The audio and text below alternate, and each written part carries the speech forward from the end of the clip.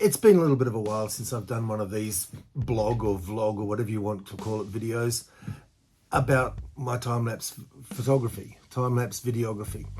And I thought I'd do a little bit of a review on my cameras because I actually have a reason for doing a review on my camera. Sorry, I'm looking at the camera now. And the reason is I've got a new camera. So I thought I'd go through the cameras I've got and what I'm using them for and why I like them and why I don't like them. So, first and foremost, my Canon RP. Great camera. Does really great videos. You can focus it. I want to get some more lenses for it, but they're expensive. So that's a drawback. But being able to zoom in, zoom out, it's got a lot of advantages. I can do all the things of a normal camera. I can get about 3 hours recording time, which cuts down to about 1.5 minutes of time-lapse video at best. If I go longer than that, I have to go longer on the time-lapse, and I actually end up with a shorter video because of the one problem this camera has for me, and that is battery life. Now, if I use the single standard battery, I can probably get about 1 minute of video. I'm using an extension battery pack with 2 batteries in it, an original Canon battery, and a Chinese copy of a Canon battery, which is sold by the local Canon distributor, but it's not as good as the original Canon battery, but they make it hard to buy the original Canon battery, so that's a bit difficult. Great camera, great video. I can't plug an external battery into it. I can change these batteries, which means you've got to open it up and jiggle in the camera to try and get 5 or 6 or 8 hours of recording out of this. To get a 2 or 3 minute video, time-lapse video. I can't do it unless I buy more batteries and actually physically swap the batteries and then charge them up and swap them and charge them and swap them. So it's fairly intensive type of thing. But the videos are great. So whenever I go somewhere to video, like if I go down to the train station and do a video at the train station, this is the camera I use. I love it. Great camera, great pictures, gives me great time-lapse videos. But battery life is the thing. And as I said, I can't plug an external battery into this.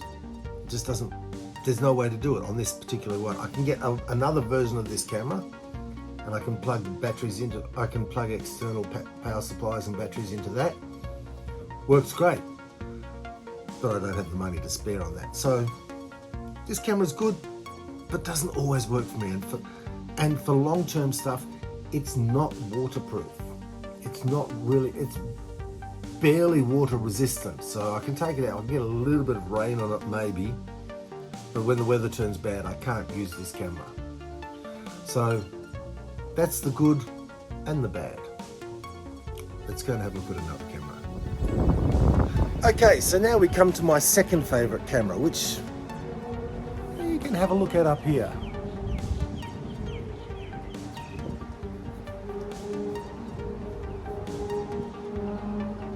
This is my aTLi Eon time-lapse video camera. So you can see it up there, which is a fantastic camera. It doesn't do 4K. I can do 4K on the Canon, I can do 4K on my other cameras. This one doesn't do 4K, but it gives me quite good pictures. As anyone who's been watching my videos can see, these are the normal morning pictures you see looking out across here. The colour balance it can be interesting, but it's generally pretty good. And the good thing about it is it's water resistant. It's weather resistant. So I can leave it out here, and in fact I have. I've had it left out here for, well, more than a month now.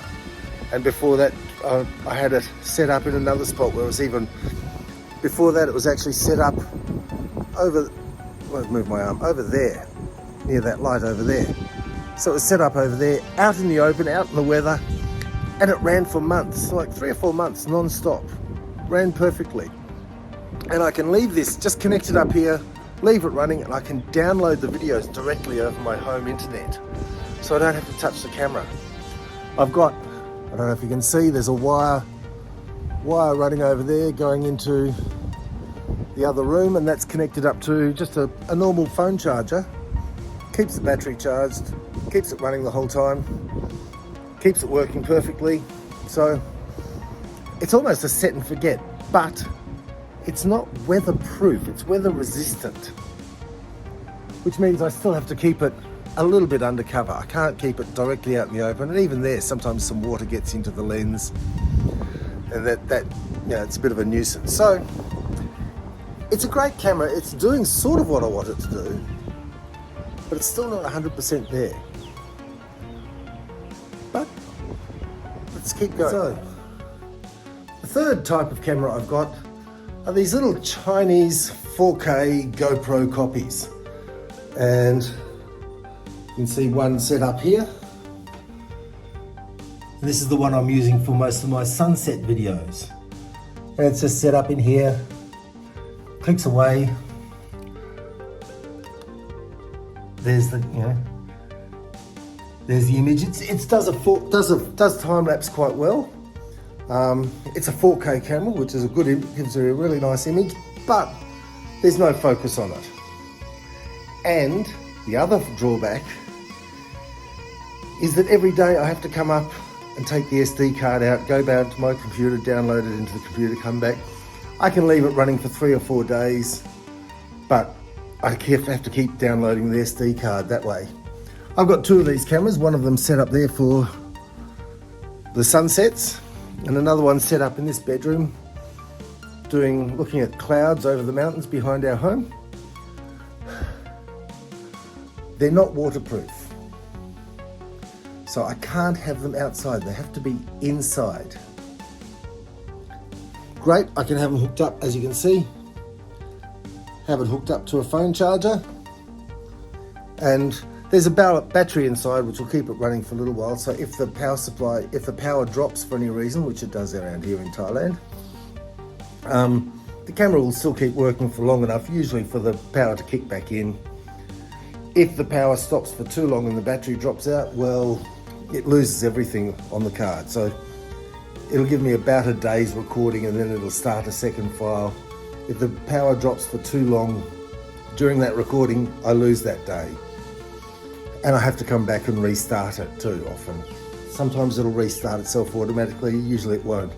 So they're a good little camera. They give an okay image. It can't be focused, which is a bit of an issue. There's no zoom or anything, which is also a bit of an issue. But, they give a nice picture. It's a 4K, which is a fairly high quality picture.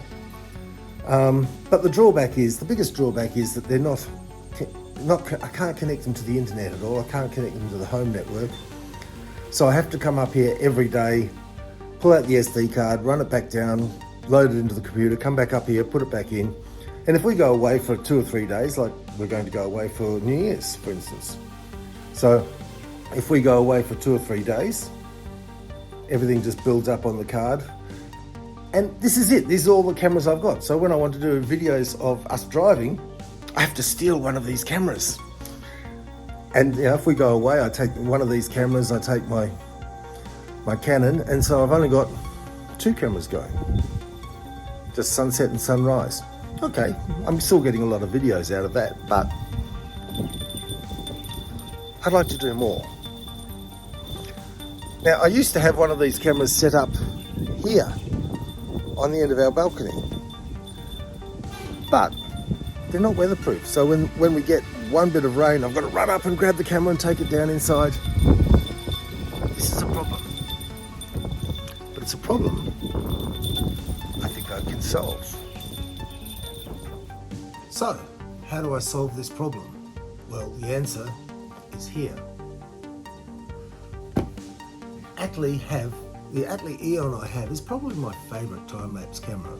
It's not the perfect image, it's not 4K, but it does give me quite a good image, and it gives me, and the image it gives me can be upscaled to 4K quite comfortably and quite easily through software that I have on my computer. So I get quite a good image, I get beautiful time lapse, I have ultimate control of it. The GoPro copies, you can do half a second, 1 second, 2 second, 5 second, 10 second, 20 second. The aTLi Eon can give me 1 second, 2 second, 3 second, 4 second, 5 second. It gives me a lot more control of what thing, and I can program them in advance. And when I want to download it, I just come to my computer, hit download, and there it is. There's the file. So it's a great camera, but not being weatherproof. It's weather resistant, but not weatherproof. So here's the answer. aTLi, in their wisdom, have made a camera. They've basically designed it for looking at work sites. So it's designed for doing time lapse on a work site, on a building site. And here's the big unboxing. Da, da, da, da. First of all, first thing, another way of connecting it, holding it in place. It's a new clamp. That looks pretty good actually. Like, yeah, I can connect the camera onto there, onto there, I've got a number of different options for connecting the camera. I can clamp it on. This looks like exactly what I really need for it. Which is why I sort of bought it, but I didn't actually expect it to be this big. Yeah, that's looking actually pretty good. I'm quite impressed. That's a little bit more than I was expecting. I wasn't expecting anything this big. I was expecting something sort of made out of a lighter gauge steel. This feels like cast alloy. Yeah, I'm actually pretty impressed. But this is a clamp for mounting it. I'm impressed. All right, so dump that. Now we've got the actual camera itself. This is the camera that I think I needed. Let's put it down here. You can see it on the screen. Yep. So get ready for the unboxing, the great unboxing. I'm doing this with the two camera thing. One's just the camera on my computer and the other's my phone. So it's not going to be a perfect thing, but this is just the blog. So this is a weatherproof version of the aTLi Eon. So this is the aTLi T330. See? aTLi T330 outdoor camera. So it's designed for things like, doing a time-lapse video of a building being constructed, or a road, or you can just set it up outside and just leave it outside in the weather. It comes with some pretty serious batteries, so it can run for a few days. Let's have a look at it. So, yeah, instructions on how to put it all together. Yep, great. The manual, fantastic. Some foam, and there it is. Oh, wow, that actually looks pretty cool. Looks like a pretty solid little camera. It's got all the attachments on the back for attaching different things. You've got standard photography mount, so I can hook it onto the clamp in different ways. Yeah, that looks pretty good. So I can clamp that up, set that up in different places. We've got different outputs here, different plugs and different connectors. We'll go through them all after. USB-C inside a waterproof little pocket. So I can hook this up to a charger while it's running. Let's have a look. Somewhere around this has got batteries in it, so let's have a look. Oh, there we go. Yep. 3. Well, I think they're 4680, I think they said. I could be wrong. What is it? So I can't read what that says. 1850. So 3 1850 batteries. So I reckon it'll go about 6 days on a charge. The battery compartment's waterproof.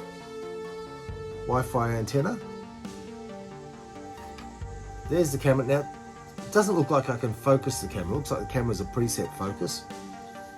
Looks like it's got some sort of sensor, so I could even set that up so I don't, the sensor can work on different things. I'll find out more about it when I download the software for it. What else comes in here? USB-A to USB-C charging cable. A strap for, I'd say, for putting it through these things, so you can strap it onto the things. So you can strap it around a tree or around a post in a building site. That's pretty good. The rest of it is just empty foam. Okay, that's pretty good. I'm yeah, pretty impressed with that. I'm pretty happy. All right, so there it is. Got a little QR code on the back so I can connect it up to the software I've got and connect it up to the aTLi software, which I've got on my computer and on my iPad and on my phone. That's a good thing about the aTLi Gear 2, is I can look at it from my phone, from my iPad, from my computer, anywhere around my home. As long as I'm connected to the home internet, I can look at the camera and check how it's going. But not only that, I can download it to my phone or my iPad or my computer. So I generally download everything to the computer because I put it all onto a hard drive and then process it and put it up for you to watch. But it can do so much more. So now I've got it in my hot little hands. Time to go and investigate and find some more about it. Oh, there's another rubber cover on there. SD card, micro SD card underneath there. Yep, and as I said, on this side it's definitely got the USB. Something else there too. I don't know what that is. Got something else in there. I'm not sure what it is. I can't really open it up, so I don't know what it is. It looks like a second USB slot that's covered. I could be wrong there. I have to have a look and have a look in the instruction manual and find out what it's all about. So I'm going to go off and have a bit of a play with this, get it all set up and get it programmed, and then I'll come back and we'll have a look at it again. So, after a really quick and easy setup process of hooking it into, I already had all the software on the computer, so it was just a case of linking the camera to the software and away we went. Super easy. So after all of that, I've got the camera here, I've got it mounted on the clamp. Let's hook it up and get it going. So this is where I was thinking of setting it up so I can have a look at the sunset. Put the antenna up, I reckon it works better. Let's have a look at it on the software. So, it's already there. So that's the image I've got. I actually want a different angle though. So that's going to be a little bit more fun. I might have to change a couple of things because I wanted to get more of the sun set rather than just the video. Let's see if I can do this just with the clamp on itself. Yeah, that sort of works. I can set it up by adjusting the clamp. Let's see how strong. It's pretty strong too, actually. Set up on an angle. It's now giving me, I don't know if you can see, that's more the image I want. I don't know how well you can see, I'm getting a lot of reflection off the iPad. Like that's where I've got the camera focused, but I want it to go sort of more up into the air. So I'm looking more at the sky and the clouds, less at the land. Because this camera is really here to just get the sunset. And I'm only really using the ground as a reference, so you can see the sun setting. Okay, so there's the schedule I've got programmed. So I can go down the bottom and hit start schedule.